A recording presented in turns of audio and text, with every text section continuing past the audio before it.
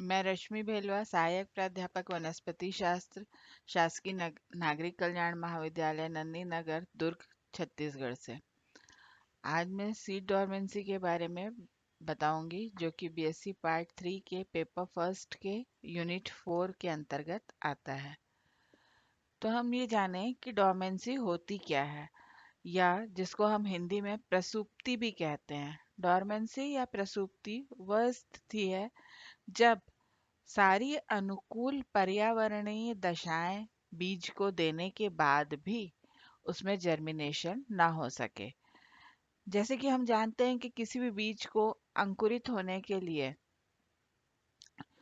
प्रकाश, वायु, नमी, तापमान, इनकी उपस्थिति जरूरी रहती है। ये सारे चीजें मिलने के बावजूद यदि बीज जो है वो उग नहीं पाता, तो इसको जो है कहा जाता है प्रसुप्ति। और प्रसुप्ति के कारण बीज जो है वो लंबे समय तक सरवाइव कर सकता है। उसके अंदर जो एम्ब्रियो है वो बहुत समय तक जीवित रह सकता है। हम प्रसुप्ति के बारे में इसलिए जानना चाहते हैं क्योंकि हमारे बहुत सारे बीज, आपने कई बार देखा होगा कि हम अगर चना या मटर को पानी में रात को भिगोते हैं, तो अगर मान लो एक एग्जाम्पल फॉर एग्जाम्पल अगर हमने 100 दाने लिए हैं मटर के, तो उसमें से हो सकता है कि पूरे मटर भीग जाएं। और कभी-कभी ऐसा भी होता है कि उन मटरों में से 10-12 मटर जो है वो फूले हुए नहीं रहते। तो ये जो 10-12 मटर जो फूले हुए नहीं हैं, वो प्रसुप्तावस्था को जो है दर्शा रहे हैं। यानी कि उनको सारी स्थिति तो मिल रही है, बाकी बीजों के समान ही उनको भी पानी मिला, वो फूल सकते थे, लेकिन उनका जो सीड कोट था वो पानी के लिए परमिएबल नहीं था, और इस कारण वो बचे हुए मटर जो थे वो नहीं फूल पाए। तो इसी तरीके से हम देखते हैं कि बहुत सारे स्पीशीज में जो है ये स्थिति जो है पाई जाती है। और जो ये स्थिति है उसको जो है देखने के लिए हम जो फैक्टर्स यहाँ पर उत्तरदायी है सीड डोरमेंसी के लिए, उसको हम देखें तो पहला है प्रकाश, दूसरा है तापमान, तीसरा है हार्ड सीड कोट, चौथा पकने की अवस्था, पांचवा जो है जर्मिनेशन के लिए जो इनहिबिटर्स चाहिए रहते हैं वो उनकी कमी, फिर सीड के अंदर immaturity of embryo, impermeable seed coat to water, और impermeable seed coat to oxygen, mechanically resistant seed coat, and last है presence of high concentrated solutes। इन सारे कारणों के कारण बीज जो है प्रसुप्तावस्था को दर्शाता है। अगर हम डोरमेंसी को डिवाइड करना चाहें तो हम उसको बांट सकते हैं। इनेट डोरमेंसी पहला, यह वह स्थिति है जब जर्मिनेशन के लिए बीज जो है वो कैप इनकेपेबल होता है, सारे सूटेबल कंडीशन होने के बावजूद, और इससे जो है जर्मिनेशन नहीं हो पाता। दूसरा जो है इन्फोर्स्ड डोरमेंसी, इसमें जो है कंडीशन ऑफ सीड जो है वो इनकेपेबल होती है, लेकिन एनवायरमेंटल रेजिस्टेंस के कारण, जिसके कारण जो है जैसे कि environmental resistance, moisture, oxygen, light, suitable temperature आदि। थर्ड है इंड्यूस्ड डोरमेंसी, इसमें जो है सीड डोरमेंसी तब होती है जब वाटर जो है वो उसके अंदर हम उसको जो है डुबा करके बीज को अधिक मात्रा में अधिक पानी में जो है भिगो करके रख दें। तो उससे क्या होता है कि एक्सट्रीमली अनफेवरेबल कंडीशन में जो है वो बीज पाया जाता है, और जिससे जो है जर्मिनेशंस जो है वो फेलियर हो जाता है। अब हम सीड डोरमेंसी को किस तरीके से जो है वो ब्रेक कर सकते हैं। तो पहला है natural breaking of seed dormancy. Dormancy जो इसको हम बंद कर सकते हैं या उसको जो है हम हटा सकते हैं, जबकि उसको जो है हम एप्रोप्रिएट एनवायरनमेंट दें, जैसे कि मॉइस्चर, टेम्परेचर आदि। यहाँ पर हम देख रहे हैं कि बहुत सारे जो है अ, बीज जो है बर्ड्स या एनिमल्स के द्वारा जब वो भोजन के रूप में लिए जाते हैं तो वो उनके पेट से डाइजेस्ट ना हो करके उसी फॉर्म में जो है बाहर निकल जाते हैं। कई बार हम इसको चिड़िया आदि के बीट पे जो है हम देखते हैं कि उनमें जो है बहुत सारे बीज जो है वो पाए जाते हैं, जो कि क्या हुए कि उनकी जो है वो उनके डाइजेस्टिव एंजाइम्स जो उसको डाइजेस्ट नहीं कर पाए, उनके सीड कोड को ब्रेक नहीं कर पाए। और दूस अदर जो नेचुरल मेथड्स हैं उसमें सबसे पहला है completion of over wrapping period, दूसरा है leaching of inhibitors presence of seed coat, तीसरा जो है inactivation of inhibitors by supply of cold heat and light, fourth है leaching of excess and highly concentrated solutes from the seeds, and fifth है production of growth hormones which can neutralize the effect of inhibitors. Artificially हम इस seed dormancy को कैसे खत्म कर सकते हैं? इसके लिए action with hot water for treatment of waxes surface inhibitors, जैसे कि हम बीज को जो है गर्म पानी में डुबो कर रखें जिसके कारण उसके जो वैक्स है वो डिसॉल्व हो जाए। दूसरा जो है हम उसको क्रश करके या दबा करके यदि हम उसको जो है उसका जो पतला उसका जो सीड कोट है उसको पतला कर दें तो ऐसा हम कब करते हैं?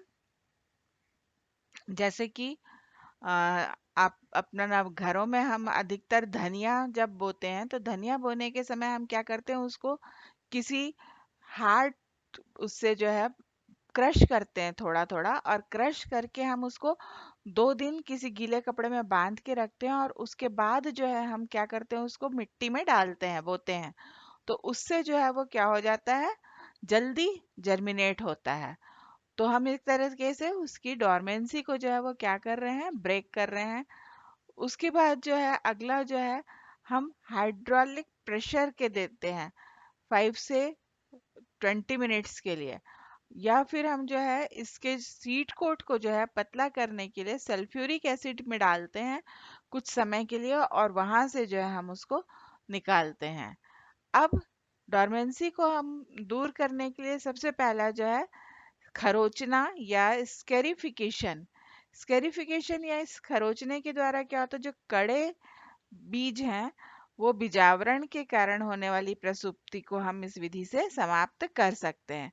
इसमें हम सीड कोट को ब्रेक करके नरम करते हैं और नेचुरली तो वो क्या होता है मिट्टी में उपस्थित अनेक सूक्ष्म जीव जो है उसको पर्यावरणीय दशाओं में उसको जो है वो अपघटित करते हैं, किंतु इसमें बहुत टाइम लगता है। तो हम यहाँ क्या करते हैं, मैकेनिकल या केमिकल ट्रीटमेंट के द्वारा हम इसको जो है कटिंग या चिपिंग के द्वारा जो है हम बीज बीज का जो है उपचार करते हैं, जिसको हम बोला जाता है स्कैरिफिकेशन। दूसरा जो है इम्पेक्शन। इम्पेक्शन में क्या होता है कि कुछ जो बीज होते हैं उनमें उनके जो छिद्र होते हैं उसमें कॉर्क के समान प्लग बन जाता है। उस प्लग बन जाने के कारण जल और ऑक्सीजन का प्रवेश नहीं हो पाता। अब हम जब इसको जोर से शेक करते हैं या हिलाते हैं तो उसको जोर से हिलाने से प्लग जो है वो हट जाता है और इस उपचार को बोला जाता है इम्पैक्शन। इसके बाद है स्ट्रेटिफिकेशन। स्ट्रेटिफिकेशन में क्या होता है कि रोजेसी फैमिली के जो मेंबर्स होते हैं उनमें एम्ब्रियो में जो है डोरमेंसी पाई जाती है। ये बीज को अंकुरित होने के लिए बहुत ही कम तापमान की जरूरत होती है, यानी कि 0 डिग्री से 10 डिग्री सेंटीग्रेड वाले वातावरण में हमको हफ्तों से महीनों तक रखना पड़ता है और इसे कहा जाता है स्ट्रेटिफिकेशन। ऐसे बीज अपरिपक्व होते हैं और इस अवधि में इसमें केमिकल चेंजेस होते हैं जो सीड जर्मिनेशन के लिए आवश्यक होते हैं। और ये हम आपने देखा होगा कि कई बार हम ऐसे कोई फ्रूट्स खाते हैं जिनको हम गमले में यदि बो भी दें तो भी आप रोज पानी डालिए फिर भी वो नहीं उगते हैं। क्यों नहीं उगते हैं? क्योंकि वो उनके लिए टेम्परेचर जो था वो नहीं मिल पा रहा है। इसके बाद है ऑल्टरनेटिंग टेम्परेचर। कुछ बीज को अंकुरण दिन के एकांतर तापमान जो है वो देना पड़ता है। इसके लिए हम क्या करते हैं, बीज को पहले कोल्ड टेम्परेचर देते हैं, उसके बाद फिर उनको हाई टेम्परेचर देते हैं, और इस तरीके से इन दोनों टेम्परेचर के बीच में 10 से 20 डिग्री तक का डिफरेंस रखकर हम इसको करते हैं, तो ये हमको जो है वो अच्छा रिजल्ट मिलता है, डोरमेंसी जो है वो ब्रेक हो जाती है। इसके बाद नेक्स्ट है लाइट। ऐसे बीज जिनके जर्मिनेशन के लिए लाइट की आवश्यकता होती है, ऐसे बीजों को बोला जाता है फोटोप्लास्टिक बीज। ये बीज को जो है हम तीन भाग में बांट सकते हैं। सिंगल एक्सपोजर बीज, जो लाइट के लिए एक बार उसका एक्सपोजर दे तो वो जर्मिनेशन उसका बढ़ जाता है। दूसरा, नेगेटिव फोटोब्लास्टिक सीड, जिसमें प्रकाश की उपस्थिति नहीं चाहिए रहती बीज सीडलिंग को जर्मिनेट होने के लिए। और तीसरा जो है नॉन फोटोब्लास्टिक सीड्स, जिसमें ना लाइट चाहिए रहता है या डार्क, दोनों में से कोई कुछ भी नहीं चाहिए और बीज जो है वो अंकुरित हो जाता है। तो इस तरीके से हम देखते हैं कि डोर्मेंसी के को जो हम इस तरीके से खत्म कर सकते हैं। अब हम ये देखें कि इसका महत्व क्या है। यह एक प्राकृतिक लक्षण है जो कि हमारे लिए बहुत अच्छा है, क्योंकि हम इससे हम क्या करते हैं, स्टोर करके जो है सीड्स को रख सकते हैं। दूसरा जो है, ये सीड डिस्पर्सल में जो है मदद करता है। में जब अनफेवरेबल एनवायरनमेंट होता है तो ये मदद करता है उस स्थिति में जीवित रहने के लिए। इसके बाद जो है, इसका जो सीड कोट जो है, वो जो डेजर्ट प्लांट्स होते हैं उनमें ये मदद करते हैं इस स्थिति में जीवित रहने के लिए, क्योंकि जब पानी गिरता है डेजर्ट्स में, तो उस पानी के द्वारा जो भूमि में पड़े हुए बीज का जो है, उसके अंदर से जो सॉल्यूट्स जो है वो बाहर निकल के बहते हैं, और तब वो जर्मिनेट होता है, और इस तरीके से वो अनफेवरेबल कंडीशन को जो है सरवाइव कर पाता है अनफेवरेबल कंडीशन में। और उसके अलावा जो है, समर का जो टेम्परेचर है, सूखा है, उससे वो सरवाइव करने में मदद करता है।